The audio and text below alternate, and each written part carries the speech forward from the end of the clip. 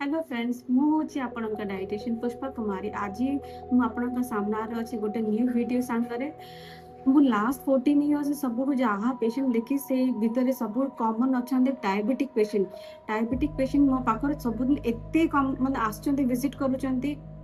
माने मो रेजिस्टर जब देखिए तो सेटा फुल ऑफ 90% केसेस जहाँ था सेटा डायबिटिक पेशेंट्स थे। तो रिसेंटली गोटे पेशेंट आसते गोटे लेडी पेशेंट थे सी डायबिटिक जो थे लास्ट 25 इयर्स डायबिटिक थे।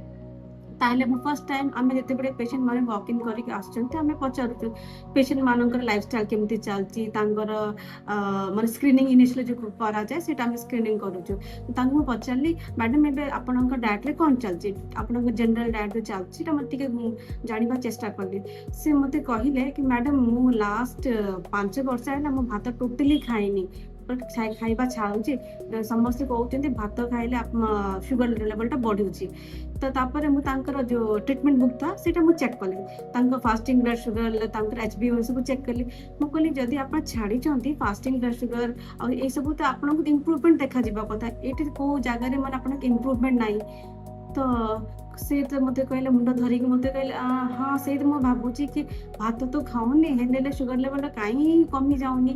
तो मुझे कहली देखूँ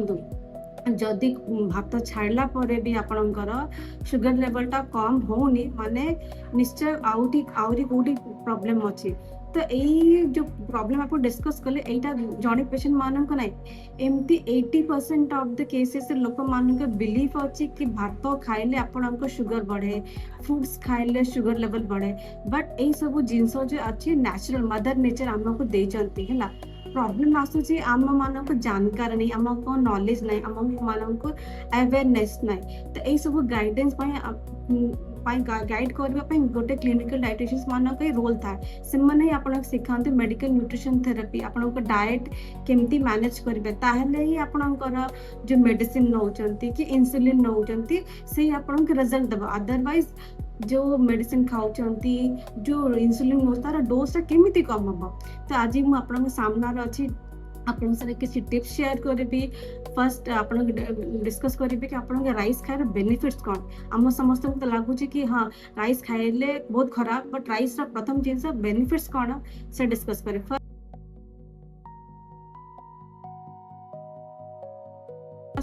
राइस जो अच्छी यहाँ बहुत जल्दी क्विक एनर्जी सोर्स अच्छी माने खाइले सपोज आप बहुत टायर्ड लगुच कि बहुत हालिया लगुच ये खाइले बहुत जल्दी एनर्जी मिले है এটা good very good source of carbohydrate next little amount बहुत कम अमाउंट प्रोटीन बट प्रोटीन भी अच्छे एमती ना कि ना टोटली ना अच्छी नेक्स्ट आप विटामिन B6 अच्छी थायमिन अच्छी स्मॉल अमाउंट ऑफ फाइबर अच्छी एबे हमें आपन किसी टिप्स शेयर करबे कि आपन यदि राइस चाहूचंती केमिति इनक्लूड करेंगे आगर आपको जानकारी कही दूसरी देखो आज मुझे डाएट जो जहाँ भी डिस्कशन करुँच that is for general diabetic plan general diabetic patient माने आ समस्त जो ब्लड सुगर लेवल था HbA1c है फास्टिंग है से अलग था तो जदि आपण समस्त गोटे पर्सनलाइज डाएट प्लान था से माने गोटे डाइटिशियन कंसल्टेशन निहाती दरकार जस्ट एटा वीडियो देखिकी आप इमिडिएटली फॉलो करेंगे ना तो ठीक हेनी है से आपको एक्चुअली एक्सपर्ट को अप्रोच करेंगे in case you are diabetic ठीक अच्छे एबे स्टार्ट करबा हम किसी टिप्स संगे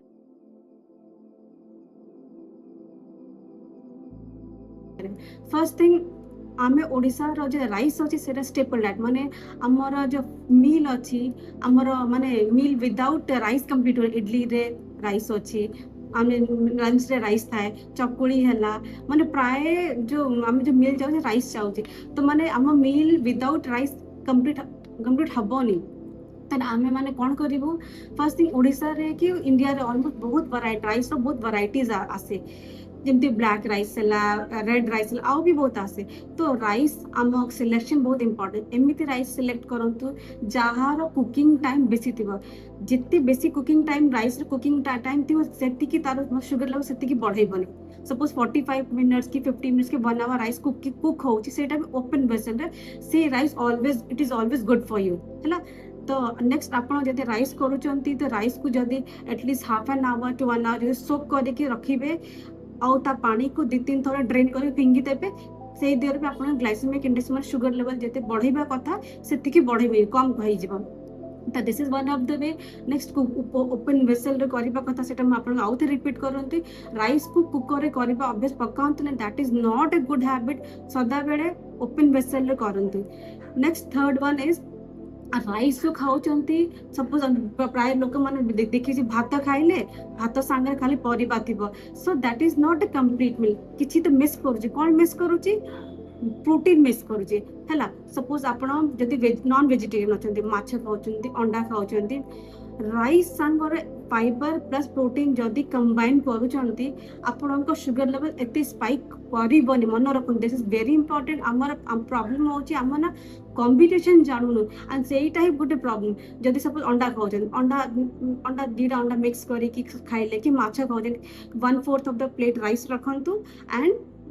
फिश संगे मिक्स करंतु एज ए साइड डिश। आपण सैलेड रखी पारिबे, साग रखी पारिबे। जदि ए कॉम्बिनेशन फॉलो करी कि देखिबे आपण शुगर लेवल सेति स्पाइक करिवनी हैला। नेक्स्ट गोटे very important tip I would like to share is, जना नथि आपनको, लेमन। मान लेमन गोटे सिट्रस फ्रूट जार पीएच जो था, पीएच वाली लो था। जदि भात माने आपण जेते बेले ये प्लेट रे बाहर करले खाद्य, ता ऊपर लेमन स्प्रिंकल करिवो 1/2 teaspoon to 2 teaspoon. In that condition तारा पीएच वैल्यू तार लो था, से जगरु आपण का ग्लाइसेमिक इंडेक्स ता लो हो जाए। तो आपनको शुगर जिते स्पाइक करबा कथा थिला सेति की करिवनी। So these are some of the tips in which आपनको शुगर लेवल एते मतलब जिते स्पाइक करबा सेटा टिके कंट्रोल हेजबा। तो राइस रो टॉपिक मु आज उठेली, तार कारण थिला कि प्राय लोक मानक ऊपर एते डर अछि, सेतिबा मते लागुची साइ टाइम आपण मानक टिके एडुकेट करबा निहाती दरकार। एमिति आउ भी बहुत मिथ्स अछि जो लॉट ऑफ वैरायटी माने लॉट ऑफ डिजीजेस संगे कनेक्टेड अछि। इनफैक्ट डायबिटीज संगे आउरी अछि। मु निजर अपकमिंग वीडियोस रे वन बाय वन सब डिस्कस करबी। आपण को जदि मोर वीडियो भल लागिला प्लीज शेयर करिवे, कमेंट करिवे। आउ किछि सजेशन आपण को अछि मो नेक्स्ट वीडियो केमते इंप्रूव करबी, आउ suggestions are always welcome. Thank you.